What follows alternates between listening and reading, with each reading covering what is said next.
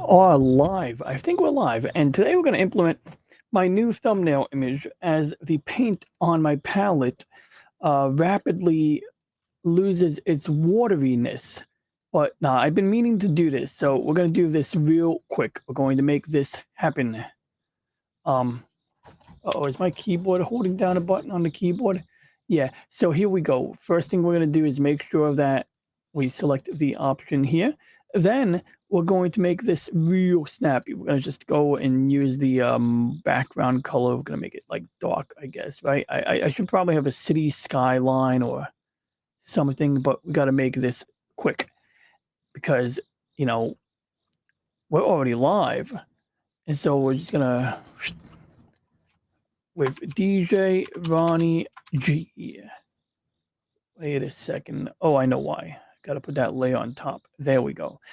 And I don't think we need that blue box anymore. Okay.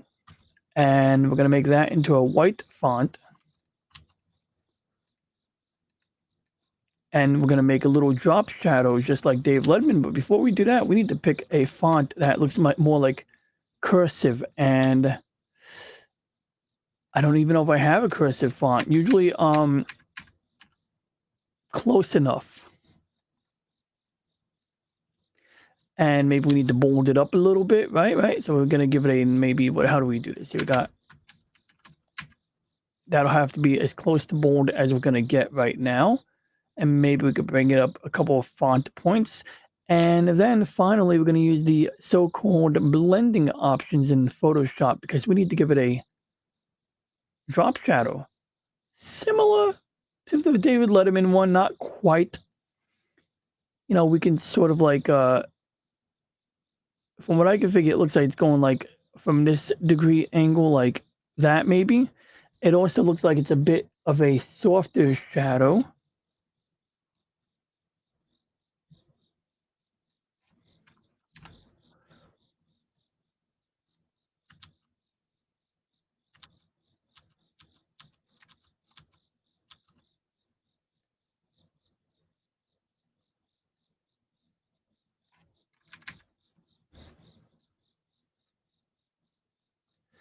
Now, sometimes you have to like, a couple of different ways to skin a cat onto this, but I want to make this snappy because I believe Wakazashi of Wakazashi's Tea House is about to wrap up.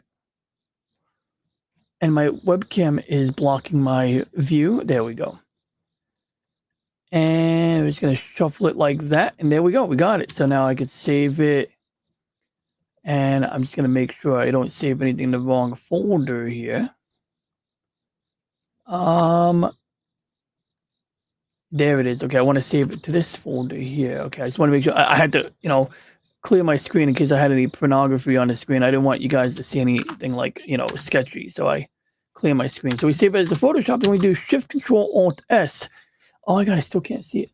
And we're going to save it like this. And we already have the resolution set, so we're just going to do it. And, oh, I found the folder where I keep Sean's vlog. Okay, cool. But we need to go and do a late show. There we go. And then I got to go into my YouTube stream settings. And we're just going to, we got it. We're golden. We got a thumbnail.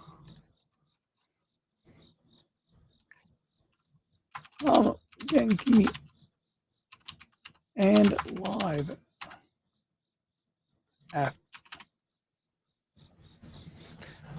There we go. Wakizashi's Tea House asked me if I was Genki. Oh, cool. And Brahma Bull has a Rumble channel. And something to Brahma Bull on Rumble.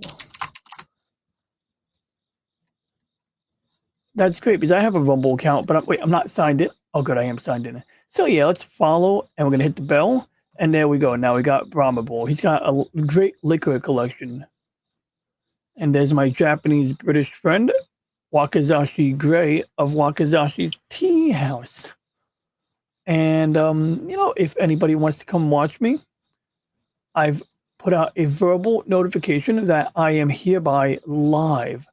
So anybody who wants to watch me can drop by. And, we got some rain outside. I can hear the rain right now. It's hitting the tin roof of the outdoor aluminum shed. But let's get to what I was trying. Oh God, this thing is this robotic arm up here. It's not really robotic, but this thing's gonna be metal fatigued and dead very soon.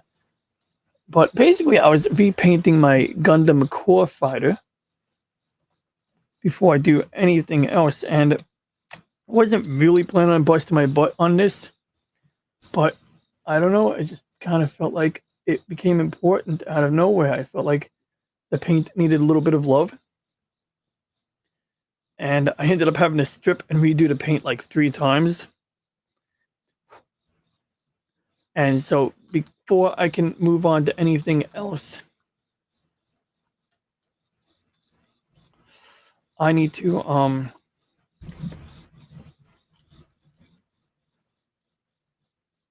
finish this right here. So what I did was I made a little palette. Oh, that paint is a little gunky. Let's see if the gunky paint will be adequate, because I'm just trying to put like a line here without spreading too much paint into an area where I don't want it, like I just did now.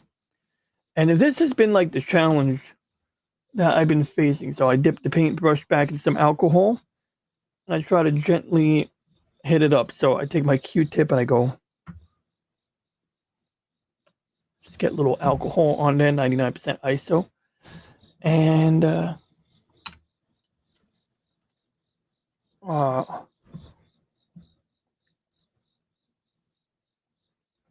but after this, maybe we'll explore some space or something like that. We can open up one of those space simulator apps. In fact, actually, during Brian Nordporvio Lifeform stream, he mentioned that one of these universities had a bunch of cool solar system or space simulations on their website. I have a tab that's already opened. So I think we're going to check that out. But I'd say blue paint is as good as it's going to get. Got only one more area to paint. So what I've been doing is I've been just taking this thing here, dipping my Gundam marker like this, because essentially if you dip it real quick, you get a little blue dot. And then we take the paintbrush that is currently soaking in isopropyl, clean it like a Japanese sword. Hey! Hey! Hirakimasu! Hey! And then we're going to go at it like this. And then all we have to do is do the silver paint. So there we go, scooped up some paint. We're going to get this area here. Pray that I don't have to redo it again. Oh, it's kind of working. It's kind of working.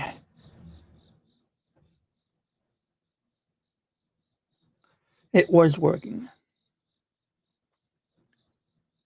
And according to statistical data, there's one person watching right now. An unknown viewer. It's sort of like the unknown. No, it's actually nothing like the unknown soldier. It's very interesting. I was watching a video compilation the other day where some person went over the chain on the other side of the part of the unknown soldier's tomb where you're not supposed to go at Arlington National Cemetery.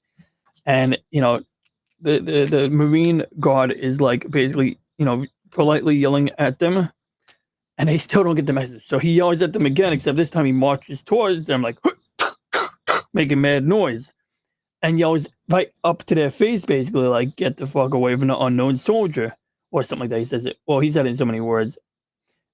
Or did he send someone else up to? I forget how he did it, but either way, idiotic tourist didn't know what was going on. In the same compilation, or in a similar compilation, I saw like the British guards, the guards that you find at Buckingham Palace, I guess.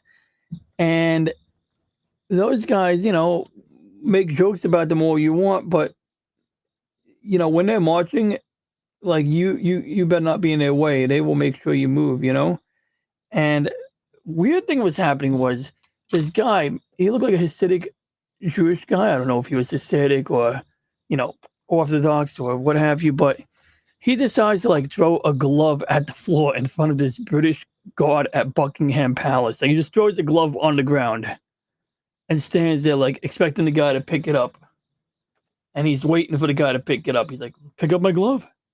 And he's with his wife, which is presumably wearing a wig in this particular instance. And ultimately, some like guy from the grounds approaches him and goes, "Why did you throw your glove at the ground? This man chose to serve the country here. Do you think it's very polite for you to throw your glove at the ground and expect him to pick it up?" And it was just really funny. He's basically politely shaming the guy and telling him he's being a dick, basically.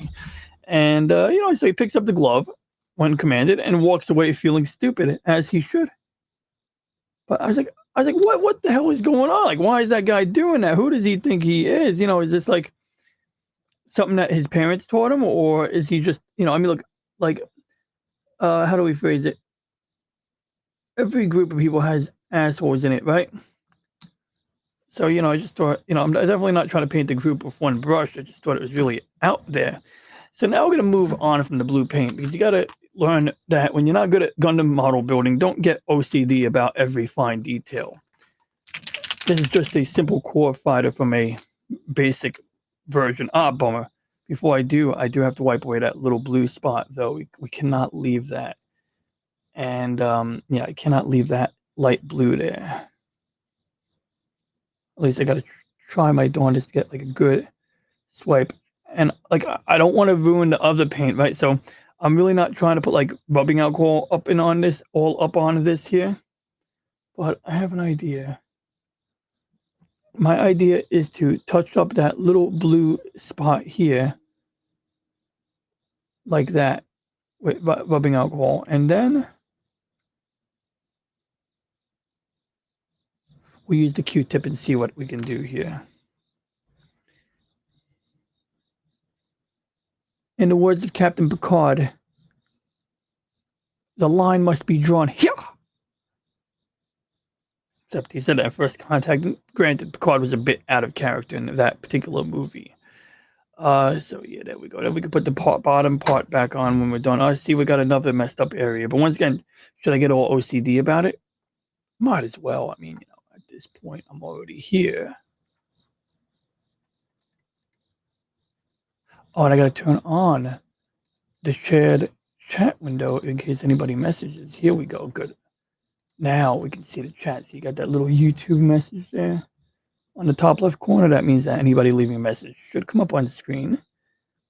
All right. So anyway, we're gonna just use rubbing alcohol here.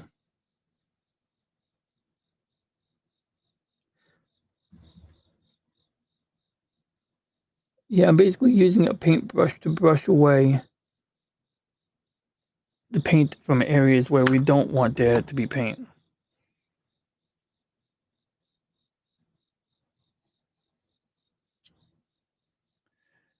So yeah, today I did a chill stream with the Nerdporvial Lifeform, and he kind of made me think, yeah, I gotta resume reading Wheel of Time, Eye of the World in particular. And actually, just saying the title reminds me of this time where I saw a video where some guy was accusing a girl of not reading Game of Thrones. And so he says to the girl, "Okay, so you said you read the books? Name the first book. Well, what's the name of the book?"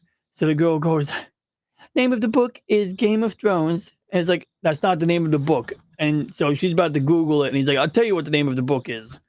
And he tells her, I forgot what it was. I don't even know. But I know, obviously, it's like The Expanse. The first book is Leviathan Awakes. The last book I read was Cibola Burn, I think, or was it the one after that, Nemesis Games? I read the last Expanse book I read was the one right after like the 20 or 30-year time jump. By that point in time, they're using a bunch of proto-molecule derived technologies. So anyway, I am going to fix that little gap now, because of course cleaning it with alcohol would cause a little gap. Now, theoretically, these Gundam markers could be used on their own, but I mean, I find that's just too fat of a tip. So what I do is, like, I go down here, I give a... In fact, I don't even need more glue. Not going to need a lot more paint than that. And we're just going to do this. Hopefully you guys can, there we go. We got some focus.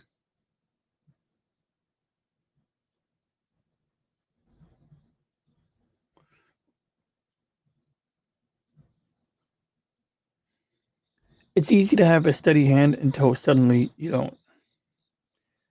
Same thing over here.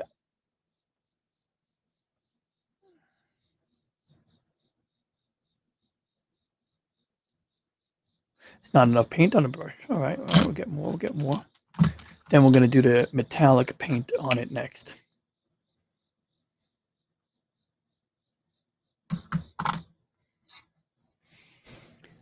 And we're just going to, bum it as a spot. Whatever. I don't give a shit anymore. I got a solution to that later.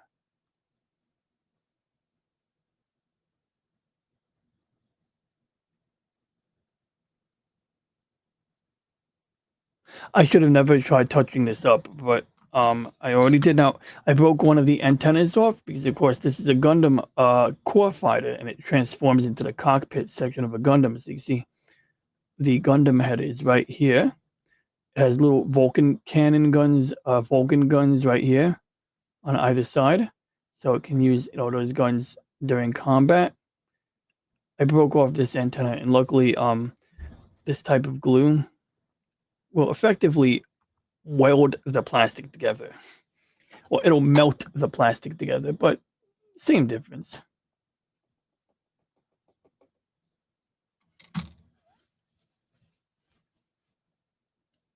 Now, I think we could go and move on to the metallic paint. Or we can obsess over that other part. No, we're not going to obsess. We're going to do metallic paint. So now metallic paint marker might be a wee bit easier.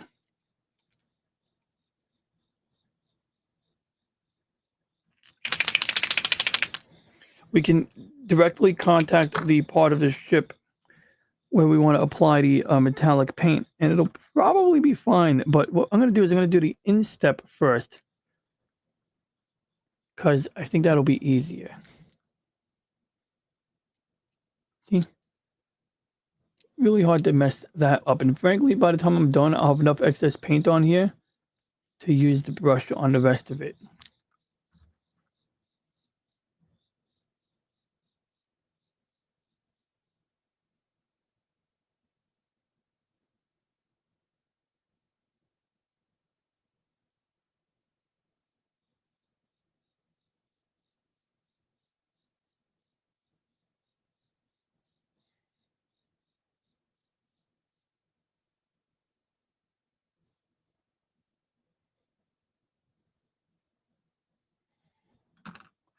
A lot of that paint would flow to capillary action anyway.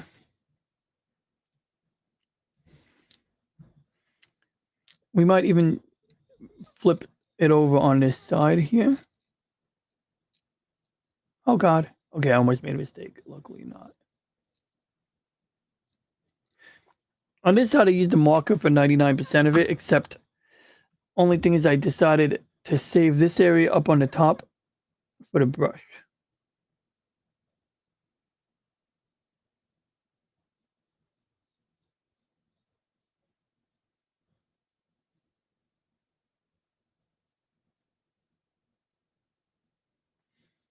Okay. Bummer. Look at that. We got a little metallic paint right over there.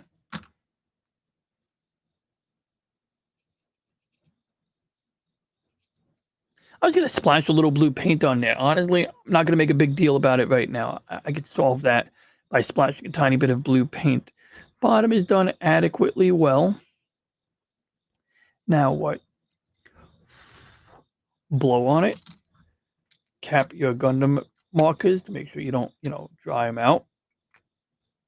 These are worth their weight in gold, Speaking of gold, we can do the gold marker next because, the gold one actually is one of the parts that I think really lends itself well to using a Gundam marker. And if you could read any of this, leave a message in the comments. Tell me what it says. No, okay.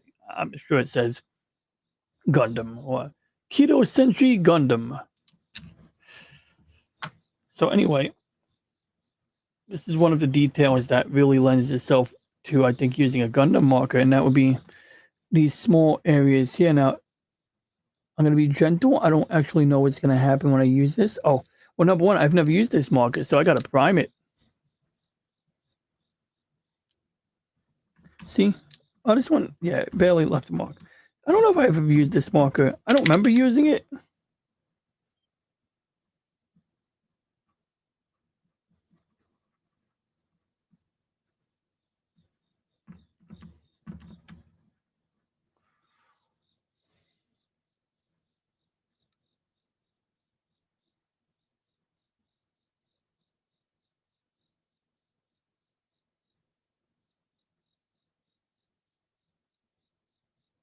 Oops. Sorry, I didn't let the camera see what I was doing. Now, this is a part I'm afraid of doing.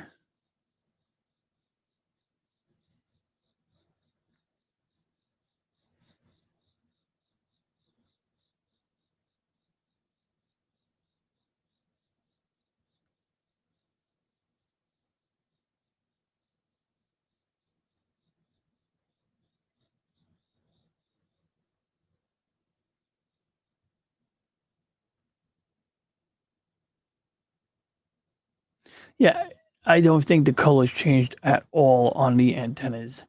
Now let's do the red parts.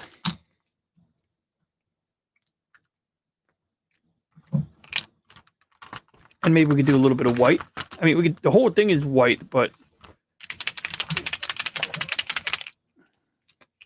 now this actually probably be the part where I should actually use the brush. But then again, the smaller the part, so fine details warrant a brush, but small parts don't necessarily warrant a brush because you can sort of just swipe over them real quick.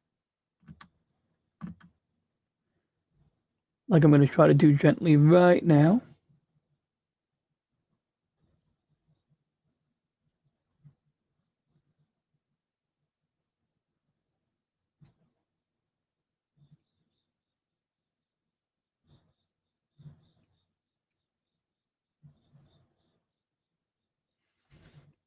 All right, we got that part. We filled up that little gap right there. And it's going to be hard to show on camera, but I'm just going to get the inside here. Right. I'd say that's been adequately done. Now we're going to do the other side. Same thing.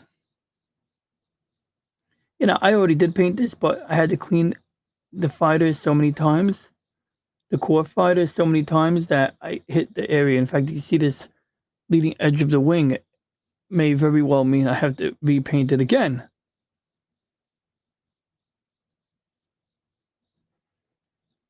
But I'd say maybe don't let the perfect be the enemy of the good. You know, I could spend all kinds of extra time trying to get this to be perfect, but I'll just drive myself insane.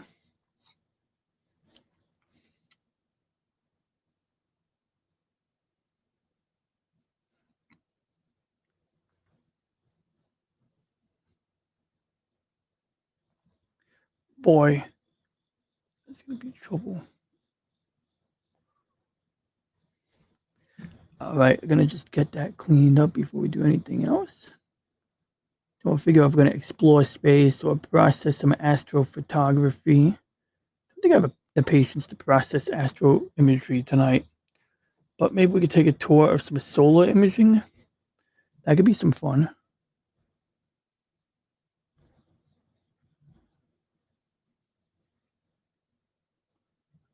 Alrighty, there we go. Almost done with that part. Oh yeah, I almost forgot. Now we got a little more red paint to do. Now we got, it almost looks like the warp nacelles on a Star Trek ship. So now we're gonna do the Bussard collectors, which are not Bussard collectors. And I think this is a part that I probably should use the paintbrush on, but out of laziness, I'm gonna avoid it. But first, I want to clean my paintbrush off.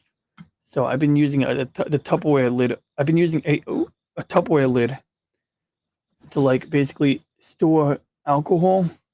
And the cool thing about isopropyl alcohol is that not only does it seem to do an okay job of removing the paint from these, but it evaporates quickly. So if I just throw a wet rag of alcohol off to the side, the stuff in it will eventually evaporate before causing a fire. I'm using toilet paper. So anyway, we're going to dip this in some alcohol, give the brush a gentle wipe, and then I think we're going to use the paintbrush. I mean, it's very ironic that the marker gets less blotchy when you use it over a small area, but it's too fat of a tip to really do fine detail. It's like, well, we got a puddle of paint right there, so I think the answer is going to be, let's try painting it the old-fashioned way.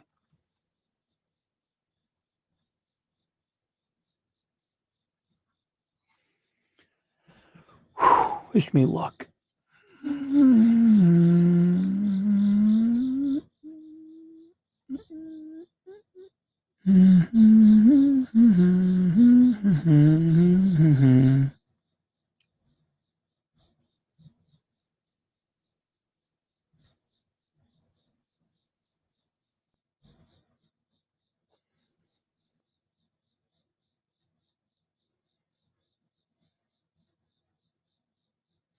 I need to get a girlfriend who works in a nail salon who can like help me paint these.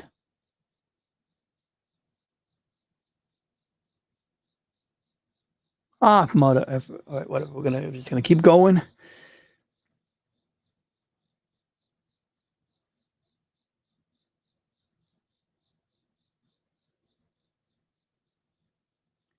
But yeah, if there's anything you guys want to see, a topic of discussion, maybe a favorite exoplanet. In fact, I've been meaning to talk about the solar system. I think I'm going to jump over that topic right after I finish painting this part here.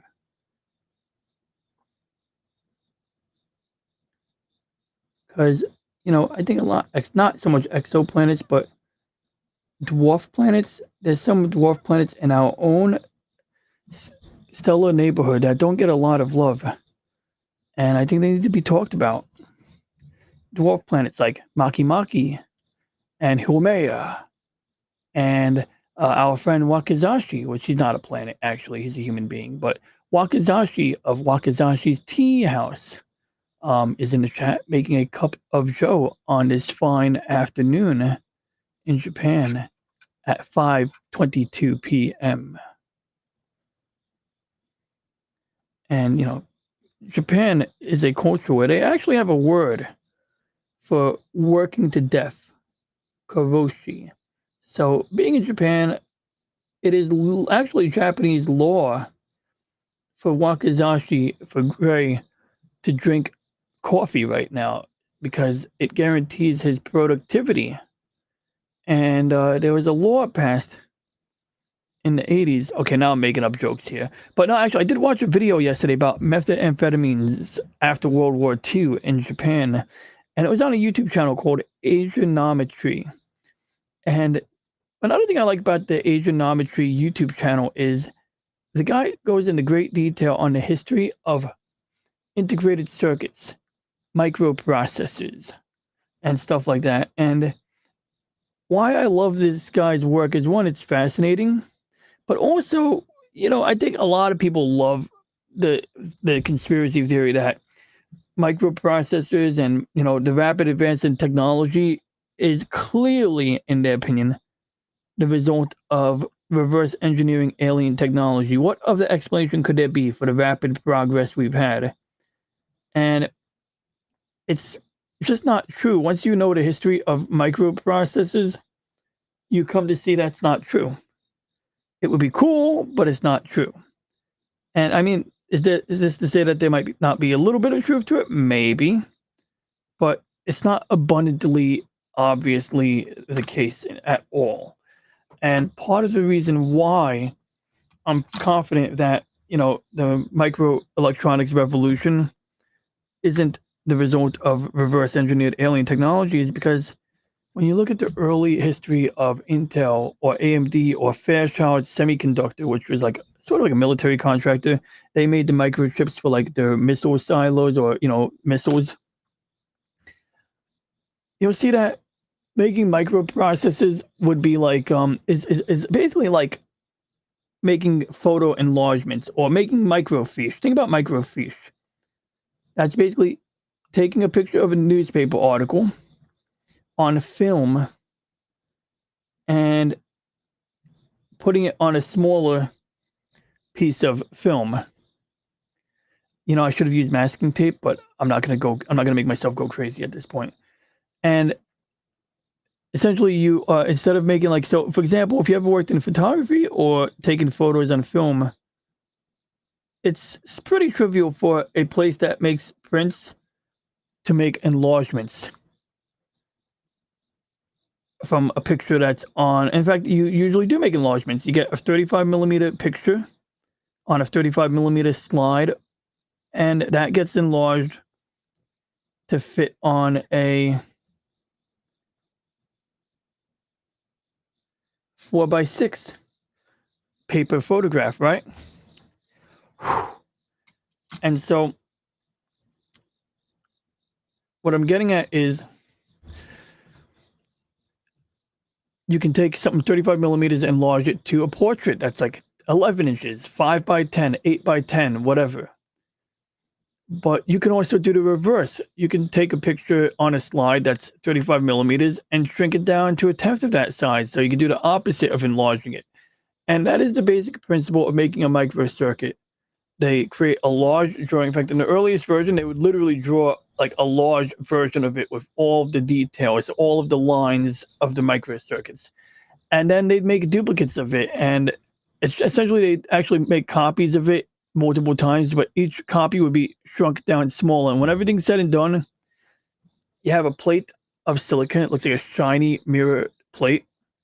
And they're basically like filling it up with multiple circuits. In fact, these little squares could represent one microchip. And so they would have like basically like a blank that would have multiple copies of the same microchip on it. And you would just project the light. Now, what I'm getting at is with microprocessors, now they're using UV light, I think it's called, or they're working on something called EUV. Sometimes they use laser, but the bottom line is that they call it photolithography. So what is lithography? It is a method of making copies of pictures from way back into the day. And similar principles were used in order to take a photograph from a printed out picture or from a film photo and transfer it onto a photo plate. In fact, essentially they etch metal plates. So they use acid and chemicals to etch metal plates. And sort of like in early photography, you'd have a silver plate and you'd put, you'd have like different chemicals on a silver plate. And the way it would work is when you take a picture, the parts of that silver plate that were exposed to light would harden, and the parts that were not exposed to light would remain soft. And so when you use the chemical that rinses off that layer of material, the parts of that plate of silver that were hit by light would remain. They would, not get rinsed away. And essentially, if you had like different shades of gray, it would get partially rinsed away. And bottom line is that you'd now be left with like something that resembles a photograph. And you could use the same method to make duplicates of it or what have you. At one time, they weren't even making duplicates. They'd have like silver plates or glass plates that would have a silver emulsion on it. And modern photo film is cellulose film that has an emulsion on it. And that's why film can be grainy. You're looking at like little pieces of silver, more or less, inside the layers. And that's microprocessors. They're essentially using a very similar technology to making photographs, to making duplicates of photographs. The same technology used for making microfiche or making photo enlargements in reverse. That is what makes microprocessors. And to explain the rapid development, because I just told you how, roughly how microprocessors were made. Once again, there's a YouTube channel called Asianometry. Guy breaks it down really nicely. I mean, there's many people who've gone over the history of microprocessors before. But essentially, what explains the rapid development is the fact that once they were off to the races making microprocessors or microelectronics integrated circuits in the 60s, the name of the game was shrinking it. And some guy at Intel, when Intel was finally founded, uh, Dr. Moore, Gordon Moore, I think his name was, coined the phrase Moore's Law. And basically, it dictates that every 18 months, you'd be able to double the amount of microcircuits in a given sized chip. And that more or less held true throughout all the way up throughout the 90s and the early 2000s. But we started hitting some walls. Problem is, you can't keep doubling this amount of circuits in a given size. You can't keep shrinking them by double because you get to a point where you hit the atomic level and you can't write, circuits on on an atomic nucleus. And so you have other ways to work around that. I mean, part of it is like also you get to a point where the photons of light are bigger than whatever you're trying to print on a microcircuit. And so you got to come up with other methods. You got to use a different type of light, a different color light, different wavelengths of light. And they got some technology that involves using UV light to do something like that. So yeah, it gets very, very interesting.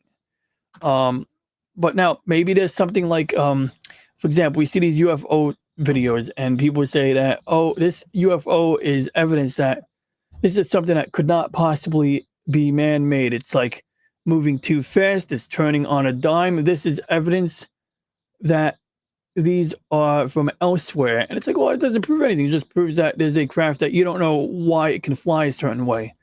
Whoever is flying that craft or whoever built it certainly knows why it's able to look the way it is. And that's assuming that you're not seeing an optical illusion like a balloon as you're flying over. There's all kinds of optical illusions where you have a slow-moving object and you're flying over it. And from the perspective of someone flying over it, it looks like it's moving. So, for example, okay, so slow-moving objects not moving fast like this.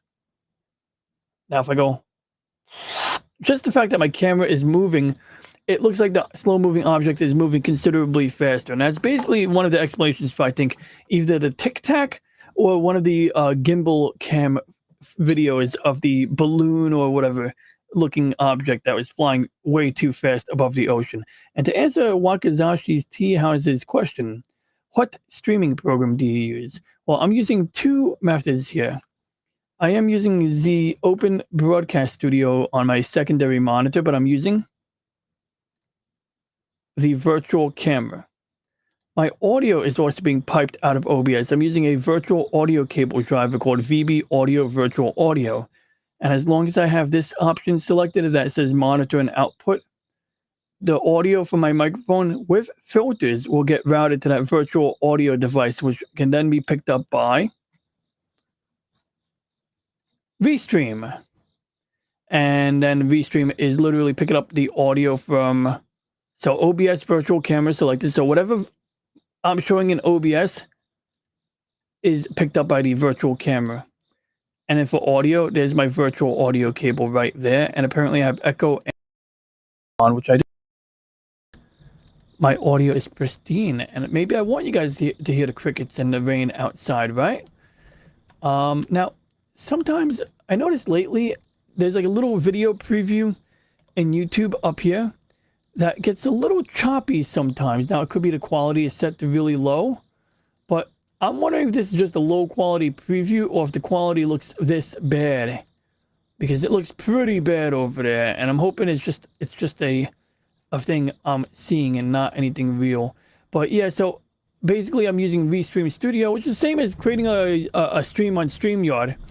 And instead of streaming directly to StreamYard, right, we're just using OBS virtual camera as our virtual camera. Can we get better quality if I stream directly to YouTube? Yeah, I can stream directly. I used to stream to YouTube directly all the time. Yeah, that's true too. You're right, Wakazashi.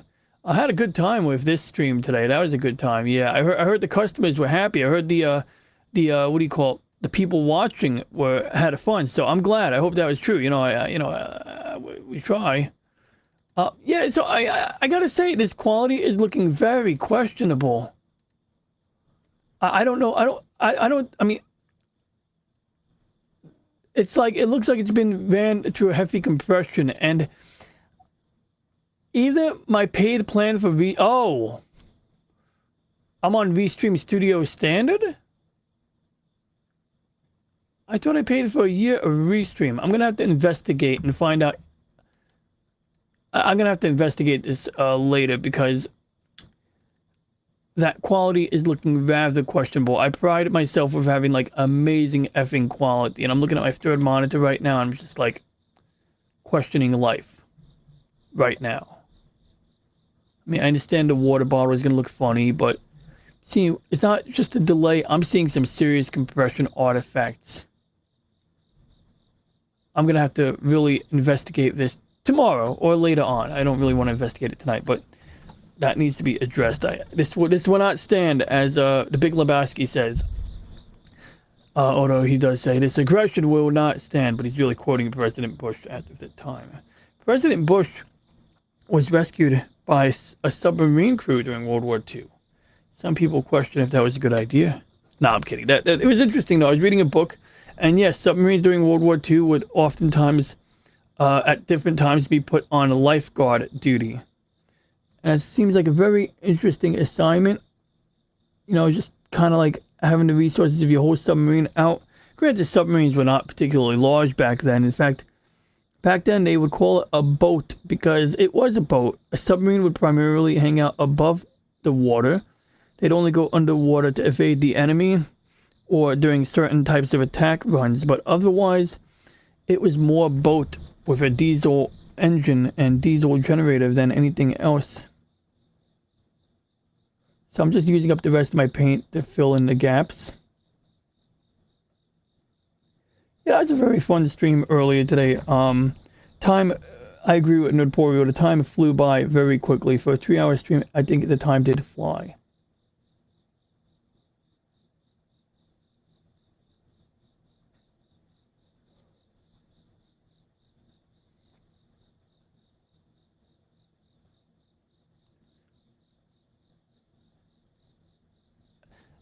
And I think we had Courtney showed up at your stream, but she didn't show up at my stream. No, I'm kidding. That's funny though. She's a sweetheart. I don't know if Courtney knows I have a channel. She's always welcome here, of course.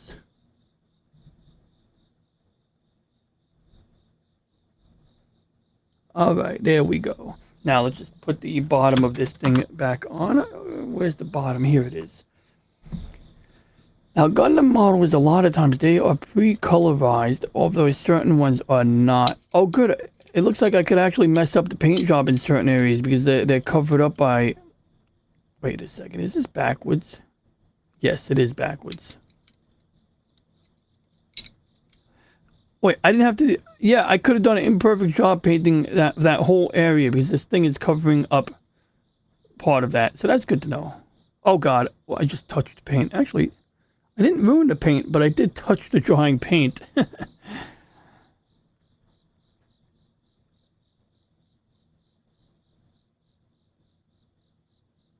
Oops, where are my manners? So we gotta get the camera in view here.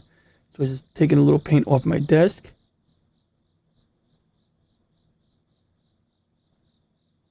Now, I really want to finish my Victory Gundam, but that one is bloody intricate. And I got to be very careful moving this camera on because I have some metal fatigue. I'm either going to have to replace this sooner than later or stop using it sooner than later because this thing is going to fall apart, yo. But yeah, if there's anything anybody wants to hear about, you know, I'm all ears before I move on to the next subject. Of course, looks like the viewership has dropped. Every time I switch to my camera, the viewership drops by 1 viewer. I don't know if there's an actual correlation there, but I thought it was kind of an interesting little thing.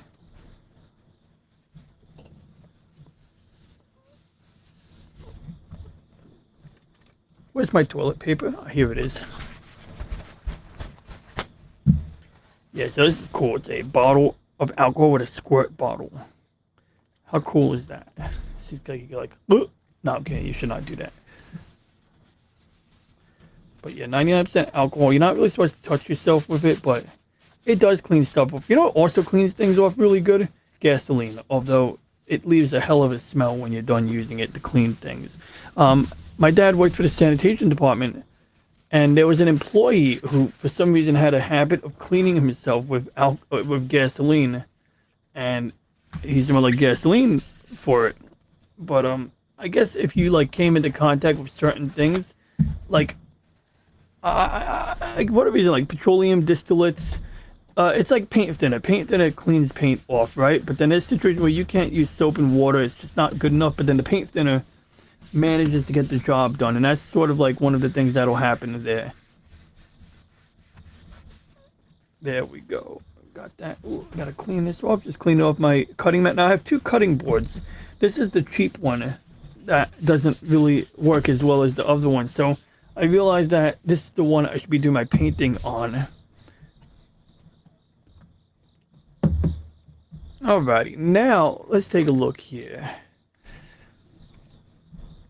Model glue. So these are great here. So one of the things that I should mention is got two types of modeling glue here.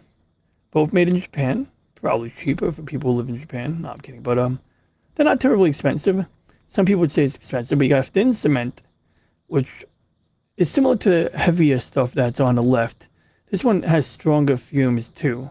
But this one, I think it has like sort of like almost like paint thinner mixed with it.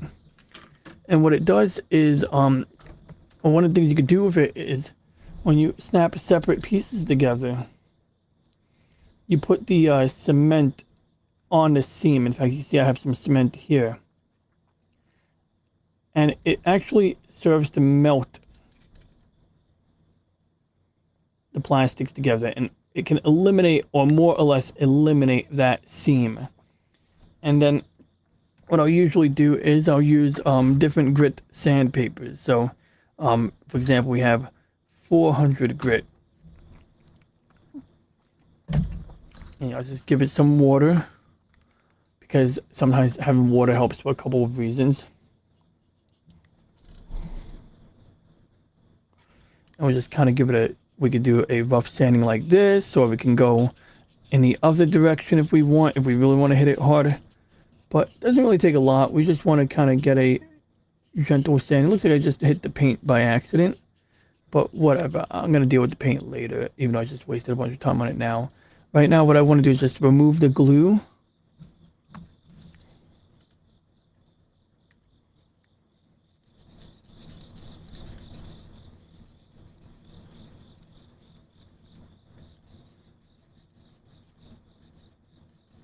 And then here's the where things get interesting is you use successively higher grit sandpaper. And it essentially starts giving you a smoother sanding, and you end up polishing it when everything's said and done. It goes from sanding to polishing to giving it a nice shiny finish. And so we work our way up gradually from 400 to 600 to 800. Carefully, I should really do it upside down to avoid getting water on the paint.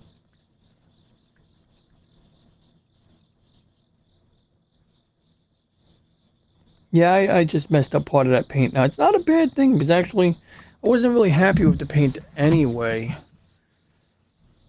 But give it a quick wipe and see how bad the damage is. Hell, I might have done some favors so that I can clean up some of the edges and do a better job, you know? There we go. We're going to just redo the edges. That's all we're going to do.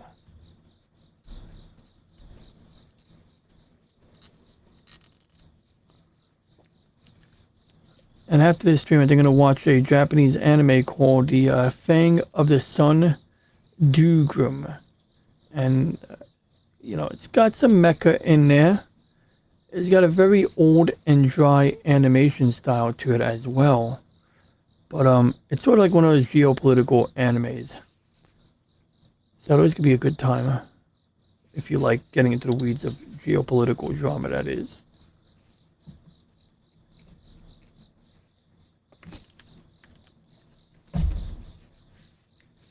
I'm going to just clean off that red paint over here using the alcohol.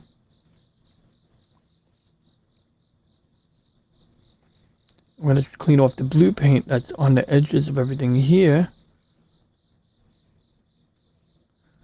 And we're gonna just do a little touch up. We're not gonna be perfectionist about this, not anymore. This thing is a insignificant particular model. I mean, I may revisit it, but not trying to drive myself insane. There we go. Now we can get back to the sanding, because I think before we do any more painting, we should focus on the sanding. And so it already looks like there's no panel line here anymore. So I'd say mostly it's good. I would like to eliminate the remaining panel line that you can see like up here, but you can barely see it on camera.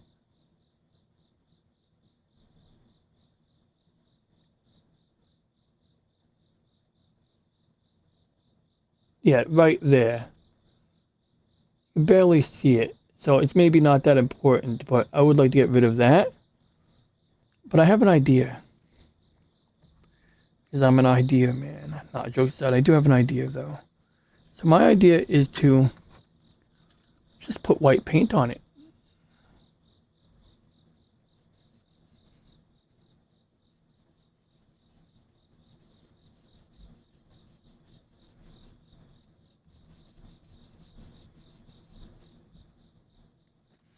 So we have a white Gundam marker.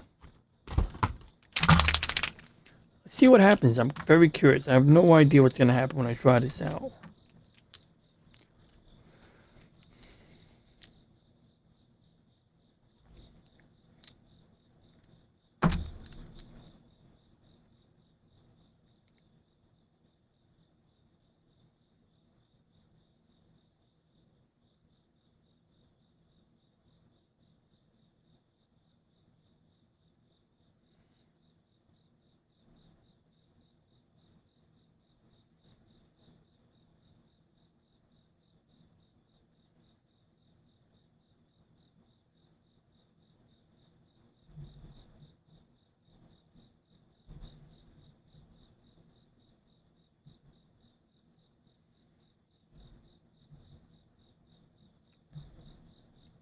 I gotta say, I can still see through the paint.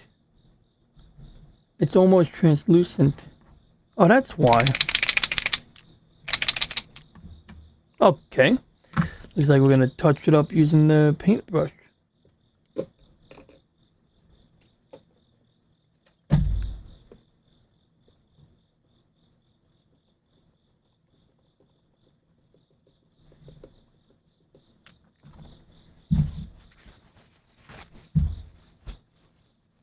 The battery on my wireless mouse died in the middle of a live stream. I'm literally operating my mouse, showing dwarf planets, and the battery was like, I'm gonna die like right now.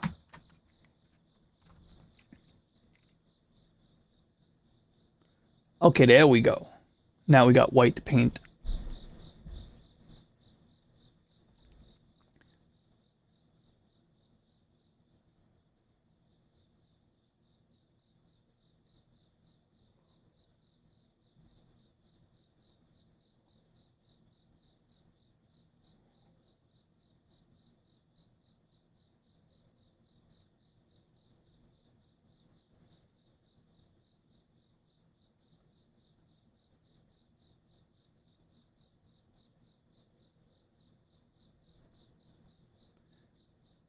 So I think I didn't shake it enough. Maybe that was why there was an issue.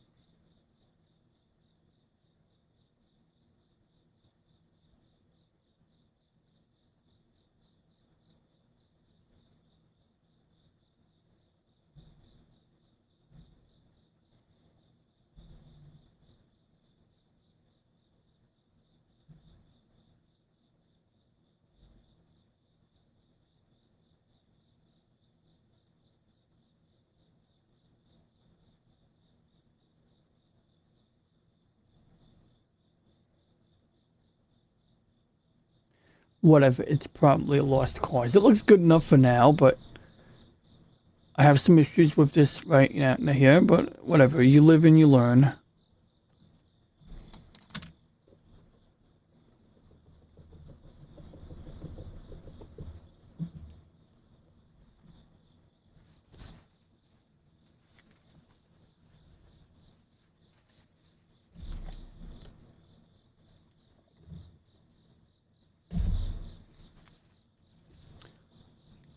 Now, let's clean the desk. Can't wait till payday. I gotta get my phone sent out for repair because I am not taking it to a local repair shop. And I'm not fixing it myself because I know how treacherous it is to attempt to repair a little paint on the screen, which is not an issue right now. We're gonna clean. Oh, okay, that's a cracked screen. Oh yeah, I gotta remember. So I got a crack on the screen, so I can't be pressing on it with all my force. But it's funny. I got a cracked screen, which I don't even know how it happened. I think it happened during the short period of time when my screen protector was not attached to the phone. And what's funny about that is that during that period of time, I may have rinsed my phone under the tap water on the sink. But you can see a spider crack here.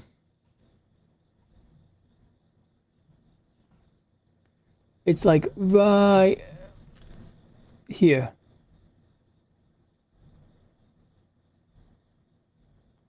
And the crack actually spreads out right here.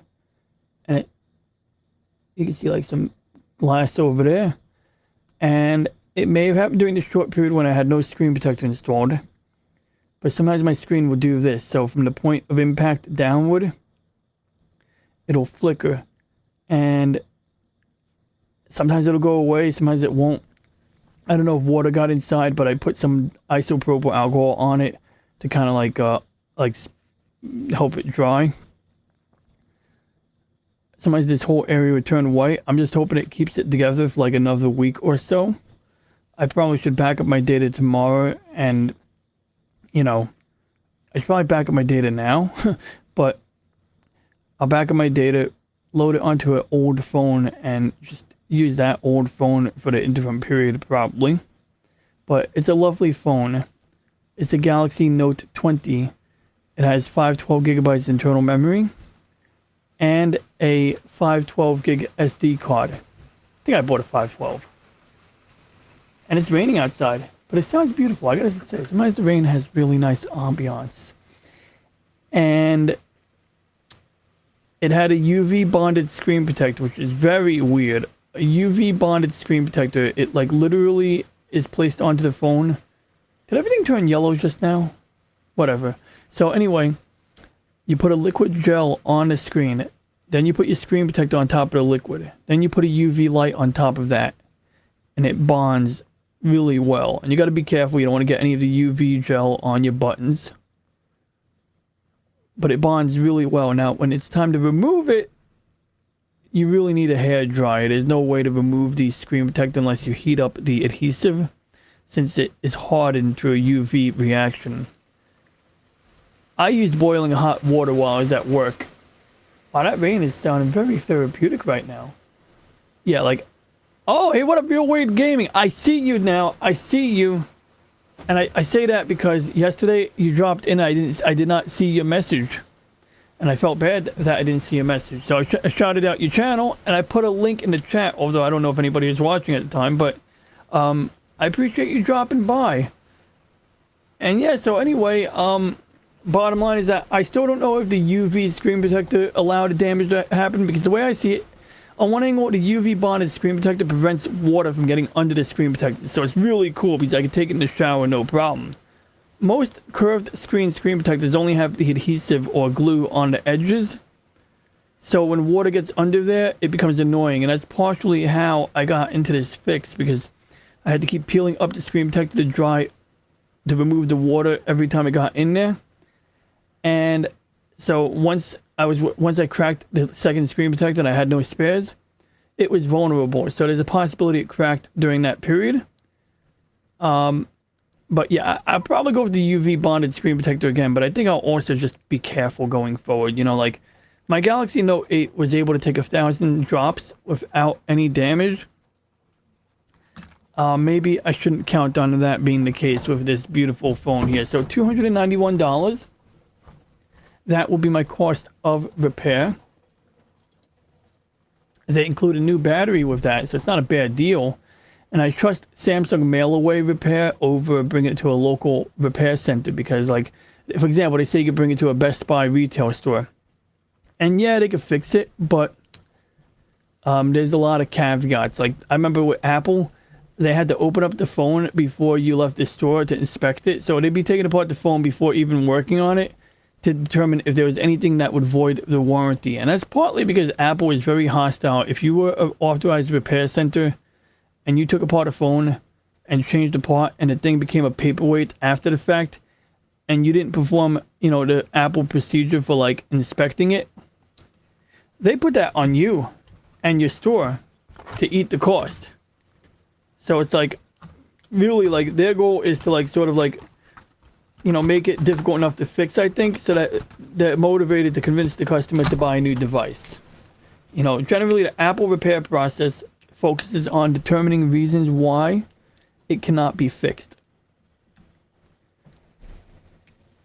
So, you know, that's just how it is, or that's just one of the situations that people have to, you know, take into account. Samsung may be slightly better. I don't really know, but in general, a lot of these companies don't want to repair the devices, but things have, you know, moved towards the right to repair because it's like, let's be real here. You're going to talk about being green. You're going to talk about all this bullshit about, you know, environmental sustainability. And then you're not going to make parts available. And of course, they still don't make the parts available. That's the problem with working on Apple devices at Best Buy. You know, you would think they would have enough parts that if something else broke while you're working on a device, you could maybe, you know, replace the other part. I remember when I started working at Best Buy, I worked at Best Buy twice. The second time I worked at Best Buy, they had repair kits and parts for the iPhone 4. And they were repairing them until Apple kind of put the kibosh on that. And once Apple put the kibosh on, you know, repairing iPhone 4s, all of a sudden spare parts became hard to find. Because I owned an iPhone 4 around like 2013-ish. And it wasn't terrible. You know, for what I was using it for, especially when I was between work, it was fine. It was a fine phone considering I didn't have a job for like a year. And the iPhone 4 had, whatchamacallit, I was able to find a lot of third-party parts. I was able to find, like, colorized components. I was able to get a red glass for the back and a red screen for the front that had a mirror finish. I think I was able to buy the whole entire screen with the red glass on it, like, at one point, which is, like, insane, because usually those are really hard to get a good price on. Or maybe it was the screen was separate and it was easy to separate it. But normally, like, if you ever look at, like, a cracked screen on a phone, if you break only the glass on the outside, but the underlying display panel is fine, you know, you could go and find the glass for, like, $15. But the labor associated with changing the glass is so insane because technically the touch panel is bonded to the display panel. So there's really no way to separate that in a clean way. But real quick, so I'm trying my best to clean up the leading edge of this wing, but there's just a dirty gap. Oh yeah, this is an area where I should use the white marker. I'm going to leave it alone for now. But I should use the white marker on that part right there. I want to take a look at my Xeon Zaku. Oh, you know, I forgot to edit this, so I'm not going to do this now, but this graphic here, this graphic here, I want to make it say, like, late show, since it's obscenely late when I'm running these particular shows here.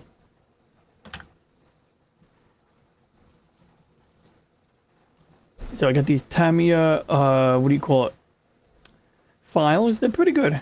They're made by, you know, Tamiya or Tamaya. They make the model kit accessories. And before streaming with Nerdporial, I actually cleaned my desk before. So we got my Xeon Zaku, and I did some cleanup sanding on it earlier. So we got most of the panel lines. I did a better job with the metallic paint on this one. And I even used a scoring tool on it. In fact, we're going to use the scoring tool on it right now. And using the scoring tool is a bit tricky, but it should be doable. So let's take a look here. So what is a scoring tool? Well, it's this thing right here. And so it comes with this clear tape.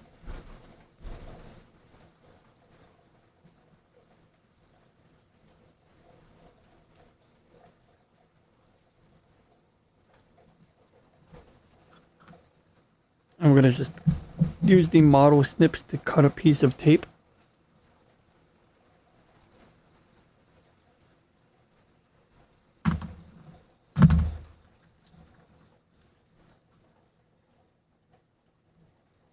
I can still hear crickets outside.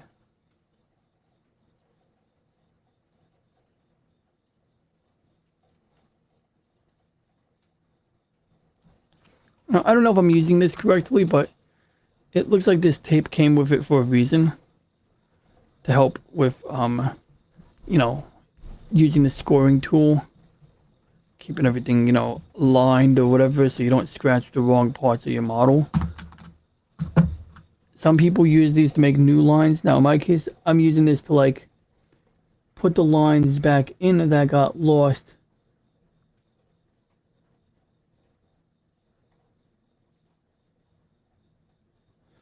Okay, there we go.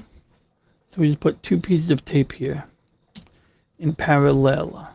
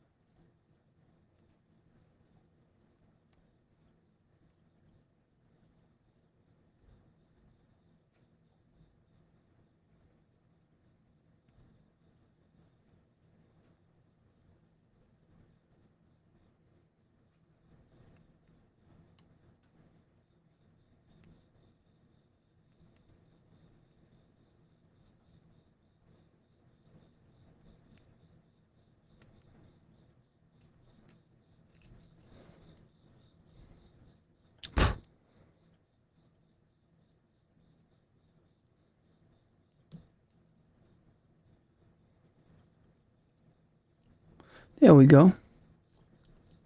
We actually were successful.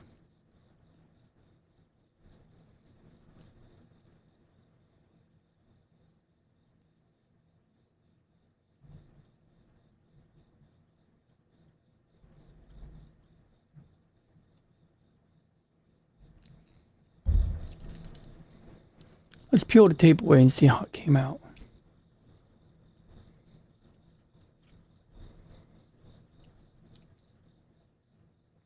Oh, it's certainly got a deep gouge in the plastic.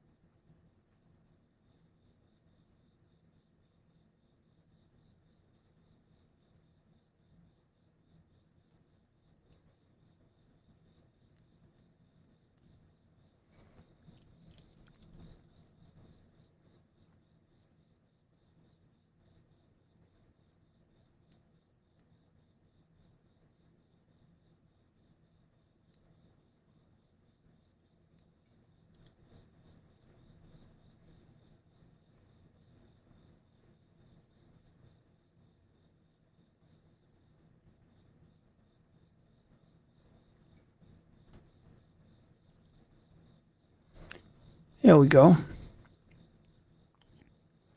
Now let's do this line over here while we're at it.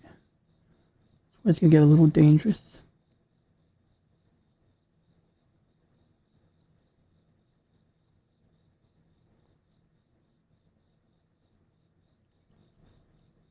It's not bad. I'll leave the rest of that line alone. I just kind of, yeah, deepened it a little bit.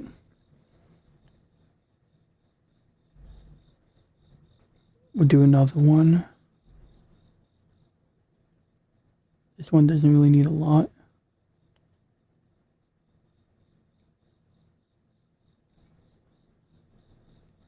Just wish I could clean up this line here. It looks really rough. I did it wrong. I'm still learning how to use this tool.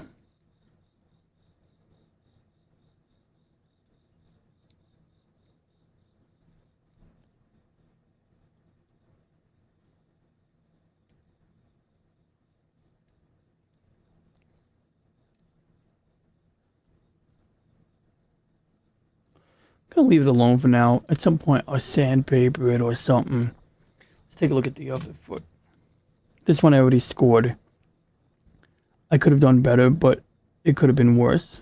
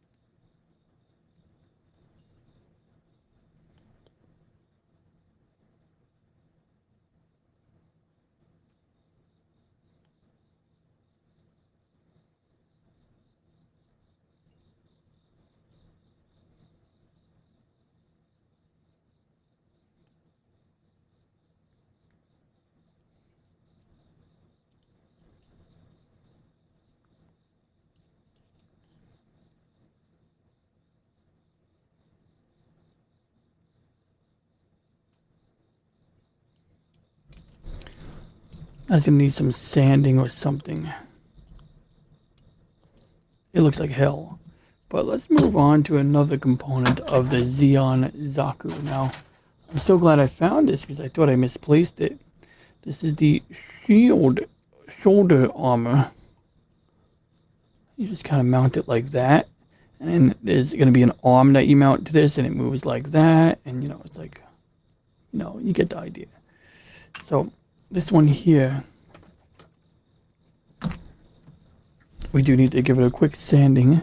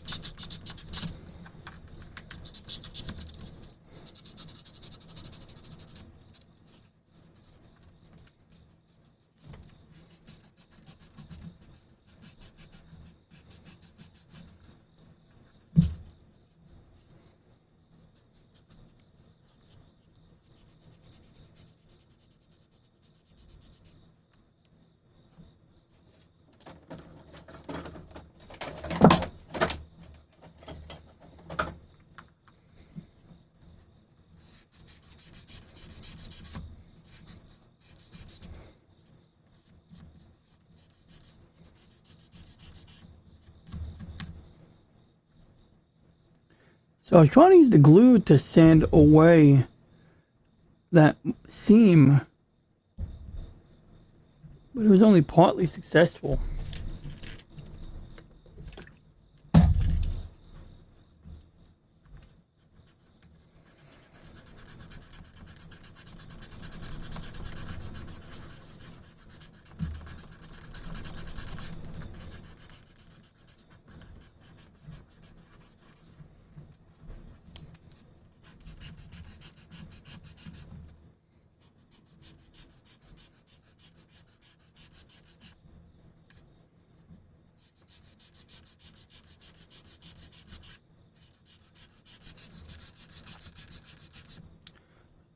So it looks like we're getting rid of the panel line. We're doing wet sanding to help. Let's check the other side. Let's see if we get rid of the panel because I can see a distinct line on that side.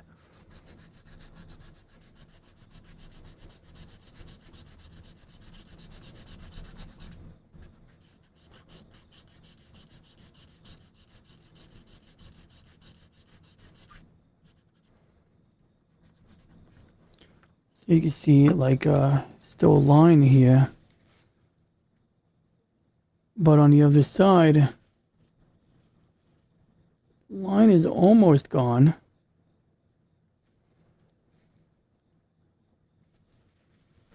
Is it important that we get rid of the line? And this is going to be a hidden part of a mobile suit. Anyway, I would like to get rid of the line, but is it worth that much effort?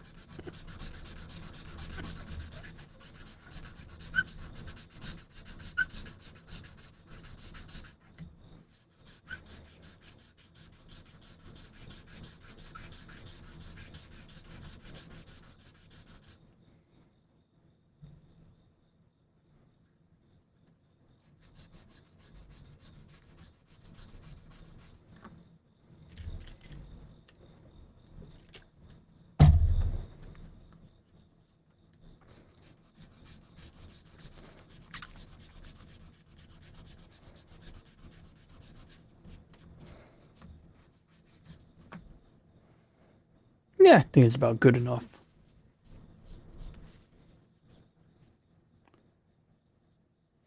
I'm going to quickly work our way up to higher grit.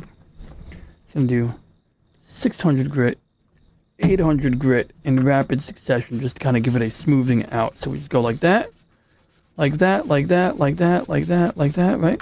Flip it over. Then we give it another quick one. Then we work our way up to, what, 800, I don't know. 800 grit.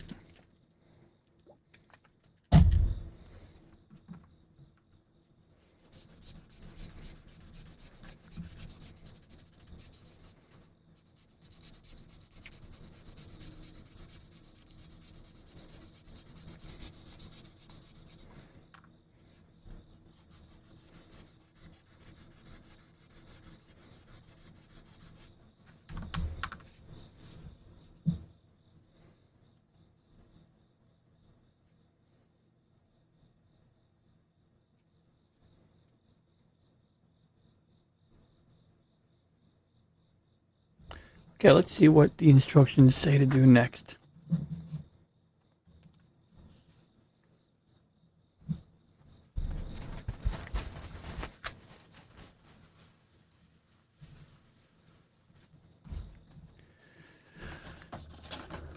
Our instructions tell us to finish building the arm. So we got most of the arm. We need to do number 25 and 24, which I think I may have already partially assembled.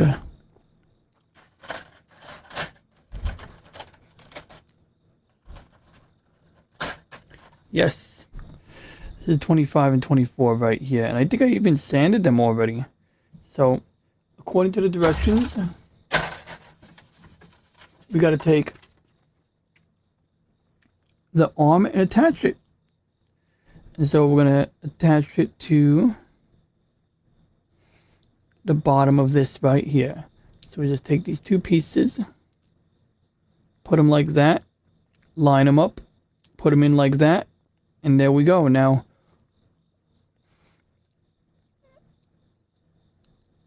we can, get OCD about it. We can leave these alone. But if we get OCD, what we would do is we take the Tamiya thin cement. I'm going to just use it on the seams, and this will do two things for us. It'll work through what we call capillary action, where the cement or the glue will basically go between the two lines and sort of like work its way through.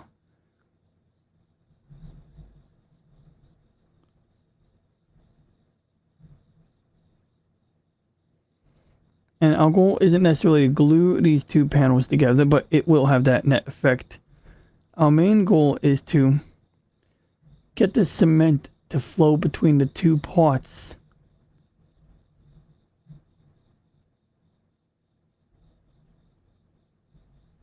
But I really got to be careful. See, there's going to be another area where I'll have to use the scoring tool now.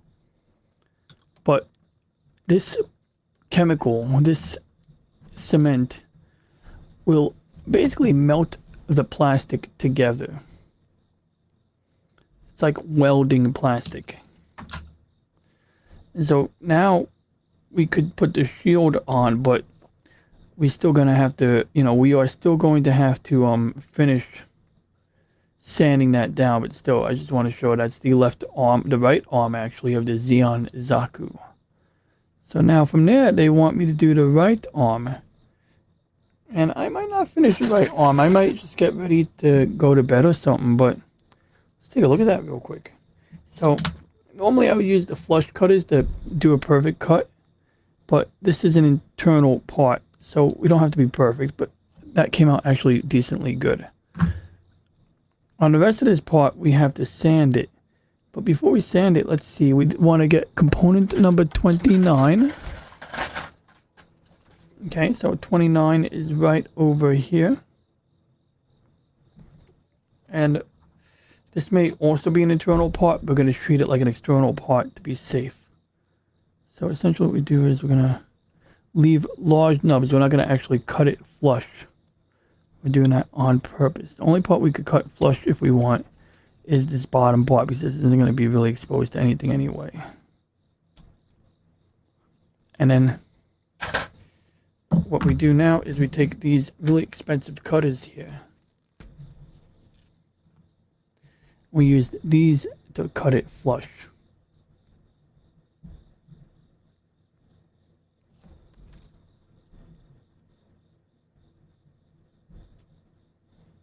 Just like that.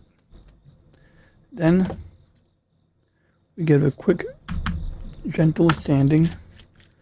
I'm going to go straight to 800 grit because I don't think we need to, do anything insane to this.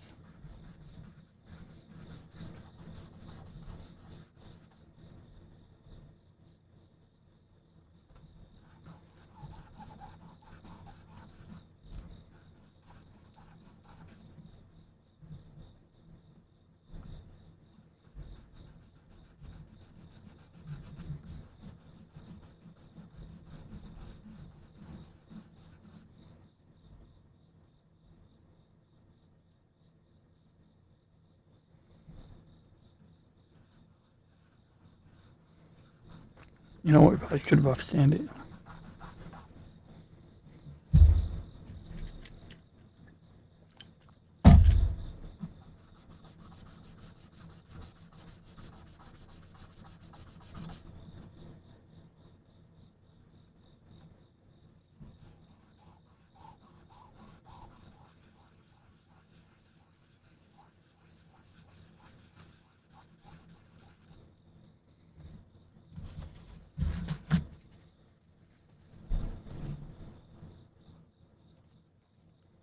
Okay, so now the next part, well, I guess we can go ahead and now attach the arm, the shoulder. So taking the shoulder and they're saying put it on like that. Then they're saying take this and do this. Okay, there we go, now they're attached. And then, so it's going to get a little tricky now.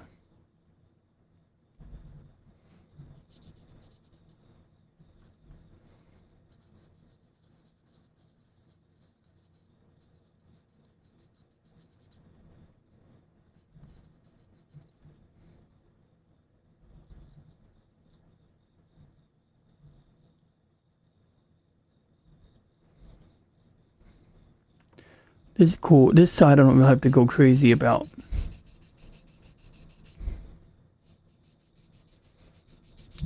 Because it's going to be mostly hidden anyway.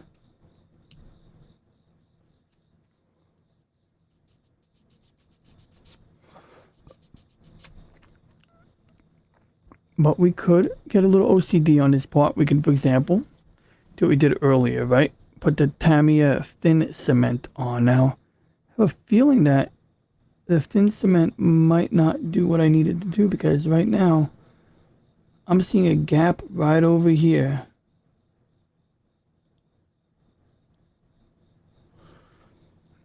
but I think I'm going to just...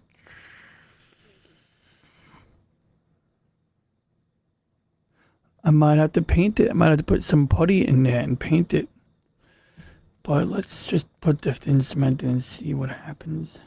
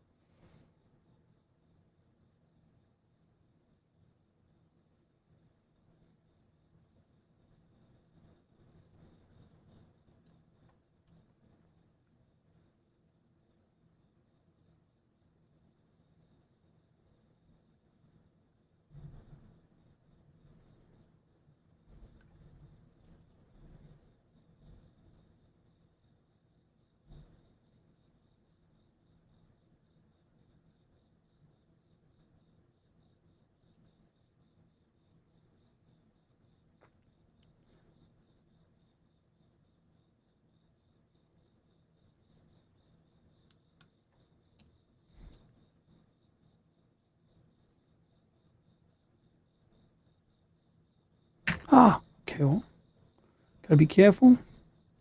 Gotta be careful.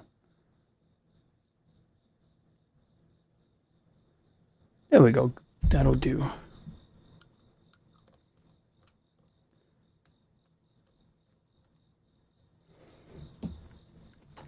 And yeah, like, it's not many parts left at a certain point here. Like, you do both arms, and then you just gotta put the body together, attach the head. It's really not that many parts, but a couple of small parts in the mix here. So now, after that, we do part number 30.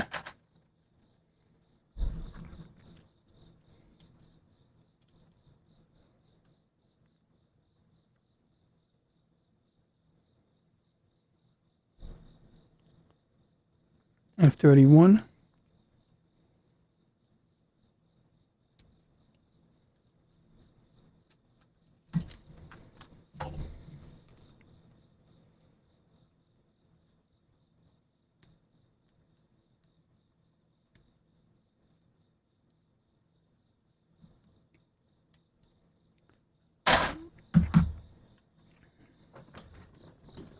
Then we take this part here. We're gonna go here.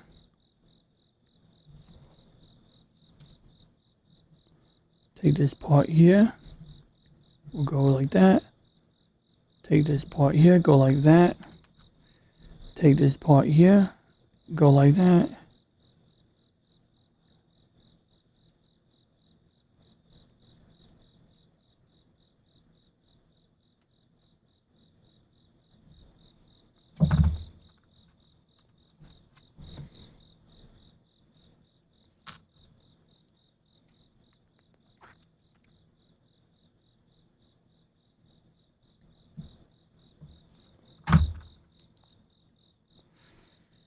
And according to the diagram,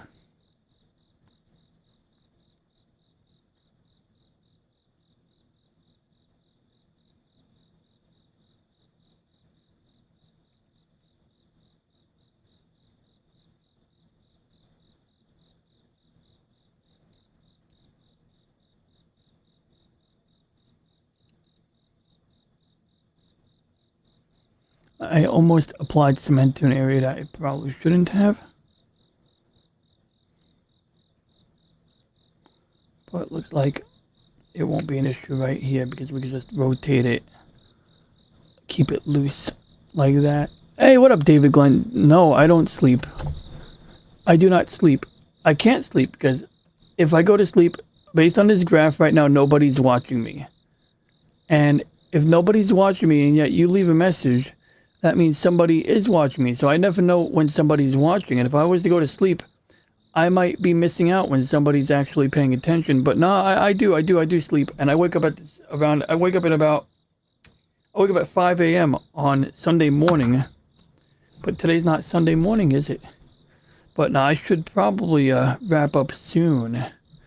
And the question could be thrown back at you. I mean, do you ever sleep? No, I'm kidding. Or are you getting up? Or you one of those people wake up at this time? Maybe you wake up at this time. Maybe you're one of those people who wake up, go for a jog, feed the turtles. That's me. I gotta feed my turtles though. But no, it's all good, man. Yeah, I'm just messing around. Let's see here.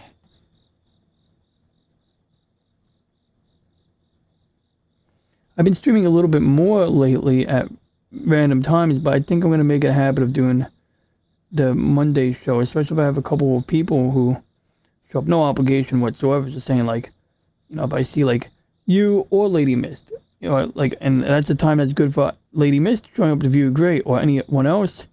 But also I figured that maybe other people have jobs and they can't stream during those days, or they don't stream during those days, so maybe that's like a niche, even though it's probably like one of the worst times for me to stream.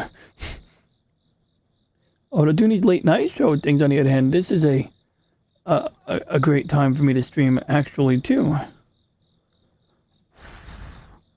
My tour is doing all right. I neglected them a little bit this week, but I only neglected them a little bit because I know they can handle it.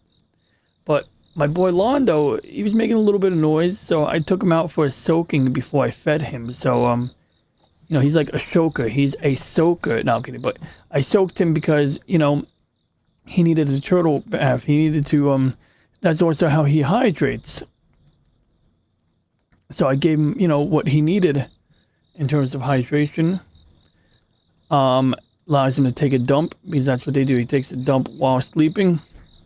I'm sorry, while soaking in a bowl of water, he'll take a dump and drink new water. So, Londo the tortoise, he's doing all right. The aquatic turtles, they seem to be doing all right too. I'm happy they're alive. I should probably do more things with them, but it's like either it's too hot outside or it's too cold outside. But maybe I just gotta realize that they can handle it, But I would never take them outside in the winter. That's the only exception. How it's still humid outside. It's kind of warm and humid. Maybe I should just take them outside in the rain. But thanks for asking. I appreciate that. I'm gonna hold the turtles tomorrow. Hopefully I'll try to spend some time with them tomorrow. Just show my appreciation for them. Although I also show my appreciation to them by leaving them alone, because they don't really want to be picked up by a giant, I mean? Like, essentially, it's like a giant walks up to your tank and picks you up. We wouldn't want that. Why would they? If I was in the swimming pool and a giant walked up to me and yanked me out of the swimming pool, would I appreciate that? On the other hand, they know I'm the guy who feeds them.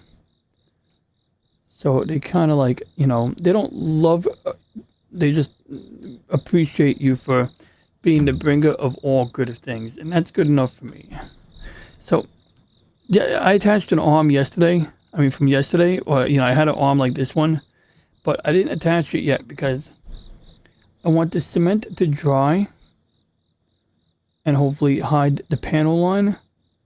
And then once that cement dries and hopefully melts the plastic together, then I would sand it down and I would attach this piece here and I'd repeat the process. And I actually did. I attached some cement to the right arm of the Xeon Zaku. And so I'd say the cement probably dried by now. So we take our 400 grit sanding stick and give it a little bit of shuffle. And I gotta be careful. I don't want to do it too aggressively because I don't want to ruin the panel lines. Otherwise I have to use the scoring tool, which I'm getting better at using the scoring tool. Oh, this is weird. This paper is peeling off the stick. I think I have 2 sets of these right now. I don't know if it's because it spent too much time in the water or some other reason, but I gotta, be careful with that. Yeah.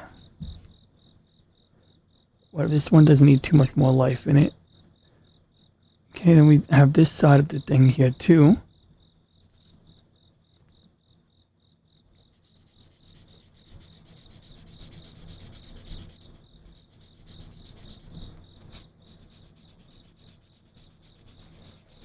It's cool. We had Don Ranger Power at Nerdporial stream today. It was good seeing him. I didn't even know if you watched Nerdporial, but he's everywhere. I see that dude on Clobbering Times, which Clobbering Times is great. I took a break because they were talking Star Trek Voyager. I did like Star Trek Voyager when I was younger, But you know, it's like, I don't know, something about it. Like, I can't wait till they cover Enterprise. I'll look forward to watching that. I'm gonna actually hold off on rewatching Enterprise until Klobby covers it, so I can watch it with a group. Because that's the show I'll give a rating for every episode. I'll contribute to the chat on every episode of that, but not doing it for Voyager. There's certain episodes I want to skip.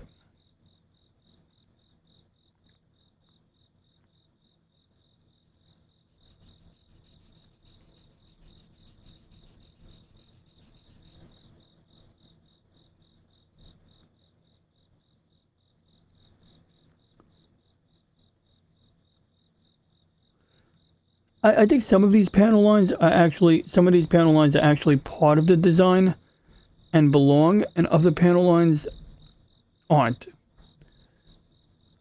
Yeah, Voyager was hit or miss.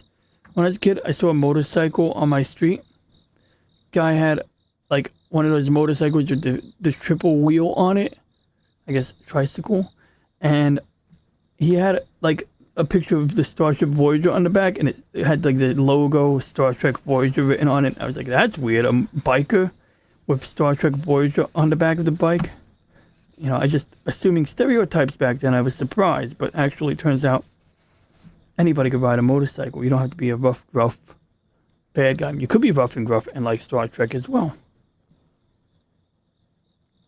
Alright, so anyway, maybe I'll give that a rinse, but...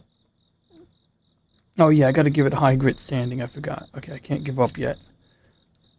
I gotta give it a high grit. So in the meantime, I'm gonna put this on the side here. Okay, I'm gonna make this snappy. Now, actually, I could make it shiny. I have a filing tool it's like a glass file, and it will literally make this shit shiny in like 3 seconds. But I'm not comfortable with it because it seems to remove a lot of material. So you can easily bore your way into the hollow part of the model, which is no good.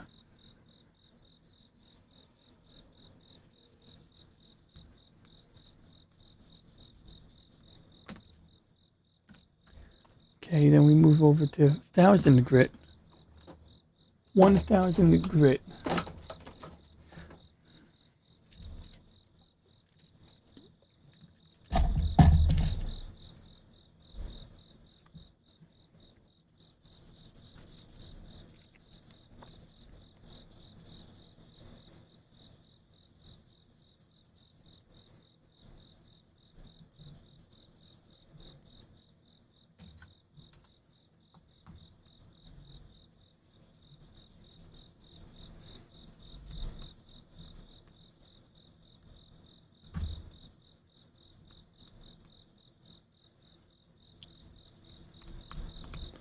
Enterprise, first time I watched it, it was hit or miss, but after rewatching it, I came to respect it. In particular, like season 1 used to bore me, but then I kind of came to respect it. I mean, there's something about that whole being out in the frontier bullshit that got me going, you know? And like, I remember when Captain Archer was talking to the Vulcans, and he's like, one time I went to Africa with my dad, and I saw a gazelle being born. And it got up, then it tripped over again. And it got up and it tripped over again. And my point is that us humans are gonna stumble, but we're out there. Or some shit like that, you know, it's kind of fun.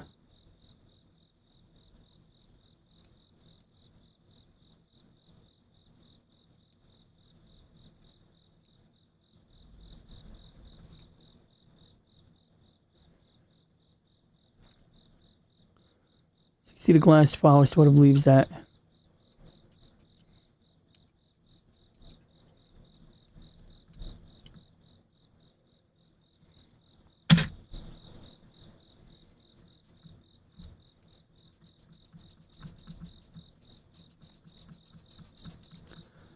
You know, I used to hate on the theme. I don't mind it anymore, but I don't blame people for hating it. I kind of understand. It was a bit, like, schlocky. I kind of get emotional watching the opening theme to Enterprise now.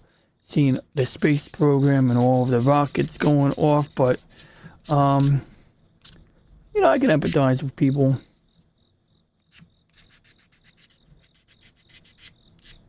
This is the sandpaper I should use on these small parts here. It's designed for getting into small spaces.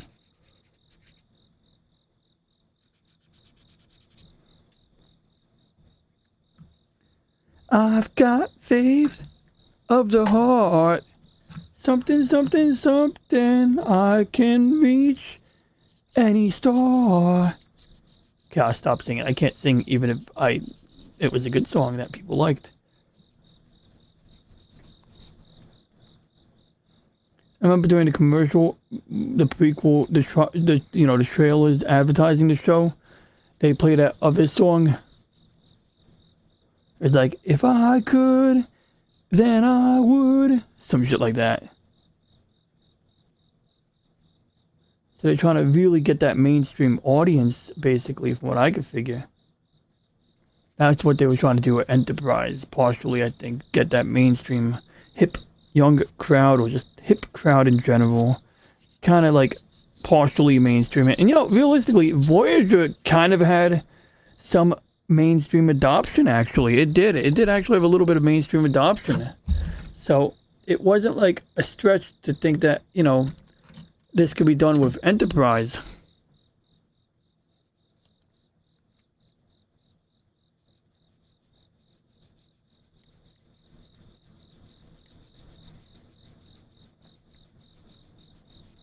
But I love, like, on Enterprise when they use the transporter and somebody's like, I'm not stepping in that fucking thing. I'm not going in that thing. Get out of here. You do it. It's not my job. What do you mean I'm security? Or, like, it's like everyone would always be freaked out by the transporter. It was just funny. And there was an episode they had to beam somebody up during a fucking storm. And they get beamed aboard the ship and they have freaking, like, plants embedded in their skin. And I remember the guy even goes, like, during beam up, he's going, oh, I'm getting some interference on the phase discriminators or some shit like that.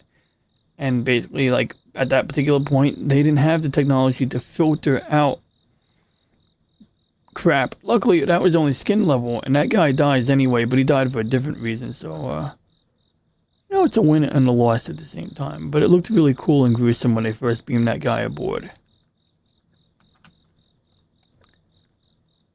Hey, what up, Slim? I'm rarely ever to talk about somebody's monetized channel, but did you guys see the new video where the guy wires 100 car? Yes, I did. Wires 100 car batteries in parallel and zaps the ever-living crud out of stuff. Yeah, which guy was that? I remember that. I watched him sometimes. He's a guy, he talks like with a kid's voice. And like, hey guys, we're gonna see what happens when you run 100,000 volts through this thing. And like, he'll just like melt the ever-living shit out of things. And it was cool. It was like, I thought hooking up batteries in parallel would only increase the capacity. It's hooking them up in series that usually increases the voltage. But apparently, if you overdo it with 400 batteries, it's a little different. But let's see if we can find that guy. What was it like? Shoot. I'll leave a link in the chat for, anyone who wants to look that up after my stream. 400 car batteries. Yeah, that was cool, yo. And he kept going with that. He put like a can of fucking like brake cleaner or something on it.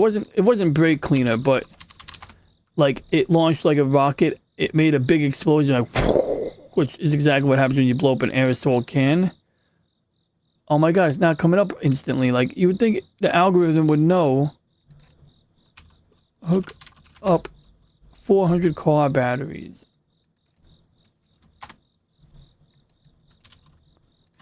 I mean, if I knew the kid's channel name or like, like high voltage, he does stuff with lasers. He had an episode where he's doing crazy shit with lasers. Oh my god, where is he? I'm looking for this kid right now. All I'm getting is that guy, that Electro Boom guy, which he's kind of funny too, but I want to see the kid. It's almost like his stuff is being suppressed by the algo because he's mad. No, I'm kidding, but god, I can't. Man. He was good though, but I did see that video. It was damned amazing. Like, for mainstream monetized channels, like, it was fun. Yeah, man, Tuvix. I mean, that was a hell of a moral quandary right there.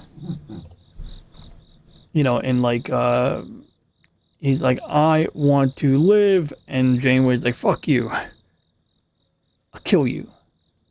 Well, I mean, wanting Neelix and Tuvok do have a right to life, I think more than Tuvix, but it is a tough call, and you gotta blame the writers for bouncing around with everything like that, you know? But God, I can't remember the kid's channel. I know exactly what you're talking about. Oh, is that it? No, that's not it. But yeah, I know exactly what you're talking about, Slim Nimbies. I watched it like yesterday and it was glorious.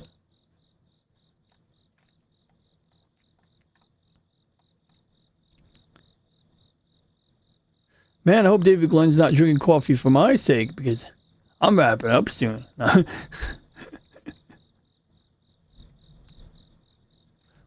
Uh-oh. The aluminum retained moisture inside. I think this is going to blow up on him. Oh my god. I hope he was wearing some kind of protection.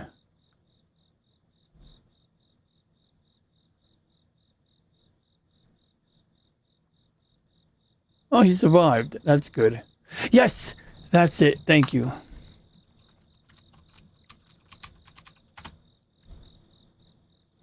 There it is. Yeah, this crazy lad right here.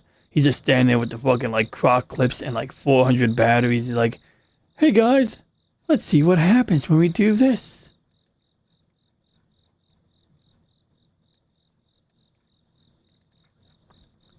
I gotta change my OBS audio settings.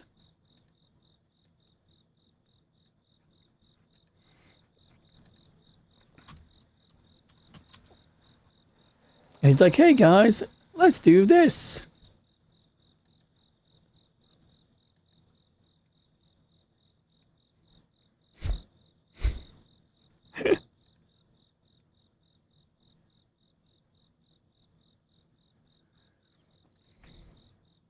And like, he's pretty much making a fuse out of a pipe, out of a bolt. At some point, it welds itself to the fucking thing. They must have rented some high-speed cameras for this too, because at some point they do. There we go. It welded the shit directly to it briefly.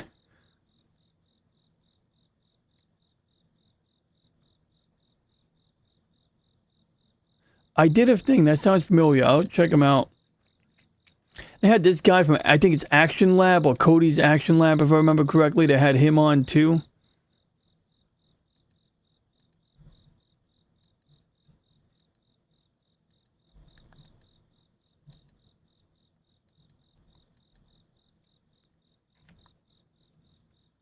I love the experiments this kid did with microwaves.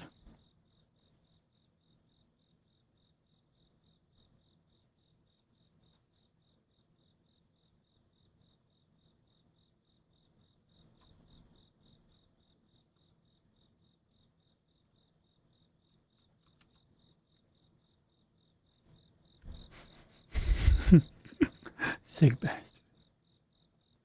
A while back, I was watching this video with these Russian guys.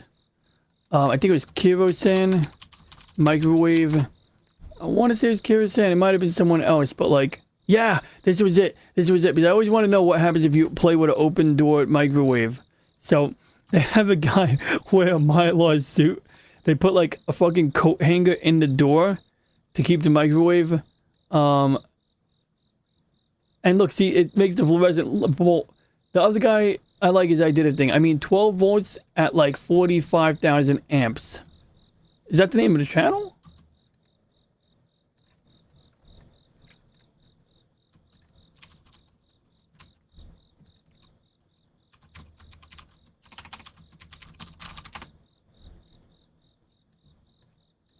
Says I did a thing. And then when you said 12 volts at 4, oh, I see the batteries. I'm sorry, you were talking about the guy in Styro Pro. Yeah. 12 volts at 45,000 amps. That's obscene. So these crazy mother effers, like, I think they narrate their videos with an English voice, at least the English version of it. What's that noise coming out of my audio? Oh, I'm sorry. I was playing some Japanese anime in the background. I apologize.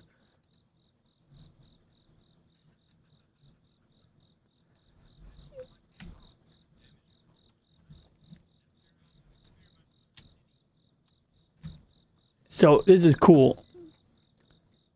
So this is cool. Watch what happens. It's gonna hit the camera right there. Did you see that? Okay, so when he spins that CD around, it's gonna act like a radar dish. And it's gonna mess up with the camera for like a second. Right there. Like, that was crazy. I was like, oh my god.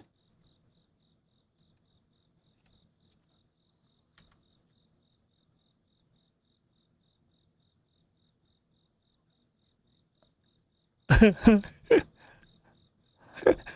the TV's freaking out.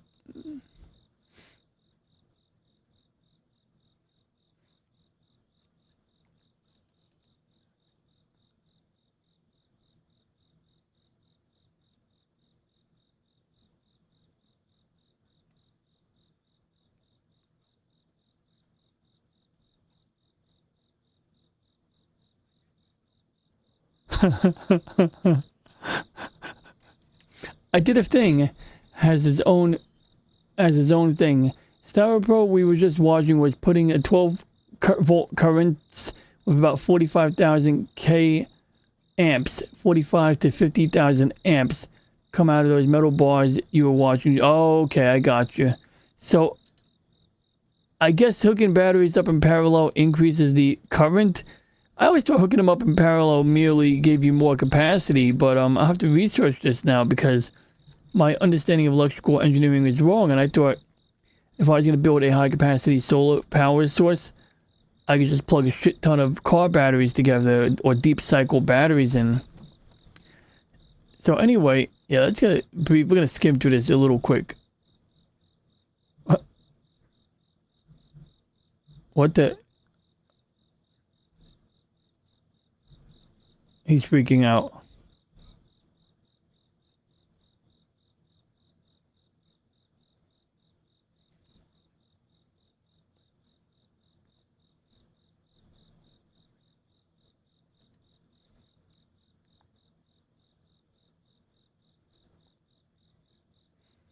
Yes, you are absolutely correct. Voltage will hurt. Amperage will kill you.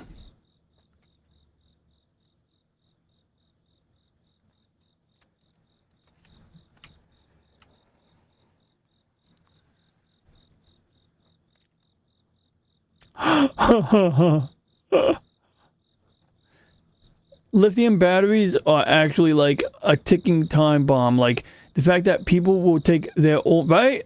He's gonna be safe. Nobody's gonna mind control this guy.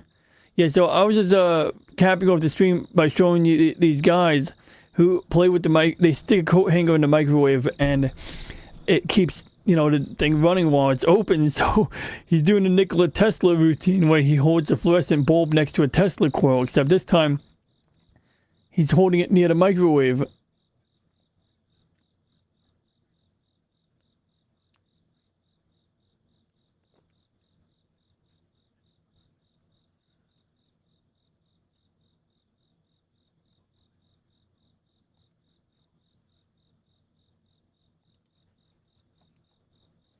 And then I want to show a cool experiment. This is a great experiment right here. When you were away, David Glenn, he's going to rotate it, and I think he's going to direct microwaves to the camera like he just did right there.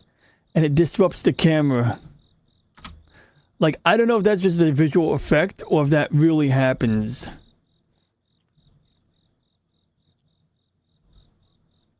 And that TV is all messed up in the background when it's on.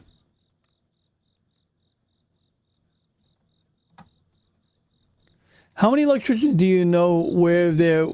How many electricians do you know that where their wedding? Oh, wedding band, yeah. I'll just say there's not many left that do that. Hell yeah, you're absolutely right. I mean, yeah, it's a good point. For a lot of reasons, but basically the gist of it is, I guess, better contact with something that you don't want to get shocked by. So yeah, Styro Pro, mad funny. I think he's worth talking about. I mean, it takes a lot of money for him to, run that channel, and I think he deserves the, money if he's funding his antics. I did a thing. He sounds familiar, but I haven't really watched much of his stuff, but I'll give him a check out on my own time to see what crazy shit those guys are doing. But yeah, I think I'm gonna watch this cartoon before bed. This is the Fang of the Sun Dugram.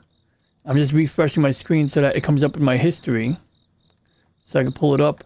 And it's an anime that has some mecha in it, geopolitics going on, a resistance group, that kind of thing. So, I think that I'll be able to enjoy that one. Save iCarly. Don Power Ranger Power just put hashtag save iCarly. Isn't that the... No, I'm mixing up iCarly with, what's that bitch's name? Hannah Montana.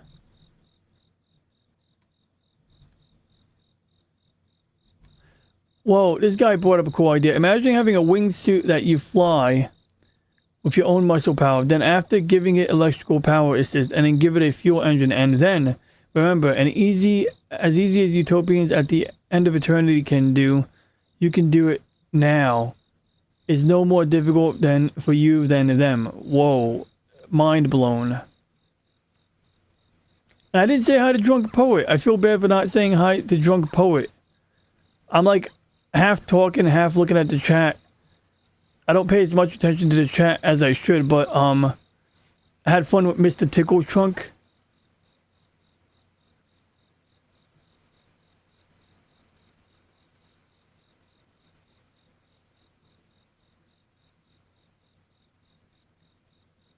But I'm glad Tickle Trunk had a good time. We had PJ, Orville Nation. We had Wakazashi dropping the Khan emoji. That's always fun.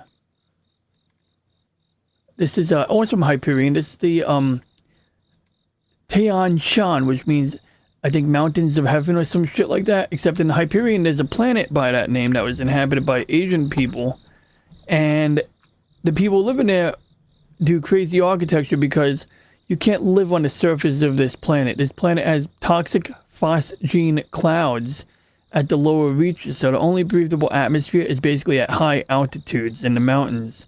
And it's named after a place in China called Tian Shan, which, basically same concept, mountains and all of this crap. It looks similar, except, of course, you can walk underground in Tian Shan. But they got these pagoda roofs that are hanging on the bottom of these overhangs, and you got these ledges that you can walk over, although usually they'll have banisters or places that you can latch on with a climbing harness or something like that. So if you fall or slip, you don't, die. And you got some balconies over here and steps in, different towns within these mountain ranges of people living and trading and doing all of that stuff. So I thought this is a really cool rendition. I had to re-download this picture because I misplaced it, but I'm glad I was able to find it. I had to find a low-resolution copy of this picture and then do a Google picture search to reverse look up the high-quality image. And in the back, you see a spaceship crashing, which happens in the book. A spaceship with Father Captain DeSawyer crashes, and they meet up with him and shit. You got some birds over there. So, yeah, I thought it was kind of cool. But, yeah, I think I'm going to leave this modeling alone until tomorrow. Gonna go maybe watch a half-hour cartoon before I try to fall asleep, as it is nearly 5 a.m. And I'm gonna have to try to wake up a little bit early tomorrow so that I don't have trouble sleeping tomorrow, even though I could probably get away with catching a little nap at work. I wouldn't want to be caught with my pants down. But you gentlemen, David Glenn, Slimnin, and whoever else dropped by earlier, see this arm where my camera's hanging? Get a good look at it, because it's not going to be there for long. This thing is going to succumb to metal fatigue very soon. Now, I do have a backup camera arm, but it's not as easy to maneuver. My backup camera arm, I have to loosen it, move it, tighten it. It's just a little bit of effort there. But that's a different topic. We're just going to leave this kind of drooping over on the side for now. And once again, thanks, man. I appreciate that, David Glenn. I appreciate you wishing me a restful sleep. Oh, people can't see it. There we go. Now people can see you wishing me a restful sleep. Yeah, there we go. That's cool. I like the way the chat looks. Oh, yeah, I block it out so the sunlight doesn't mess up the corner. But anyway, enough about that. I hope you guys have a wonderful day. If you're going to sleep, I hope you have a restful sleep as well. And if you're tackling a day and just getting up really early like a sane person does, which I respect. I respect sane people. I respect sanity. I hope you guys have a great day. And with that being said, for anybody watching on the replay, if you have any questions, comments, or ideas, please leave a comment. Please like and subscribe. And for now, we shall end transmission on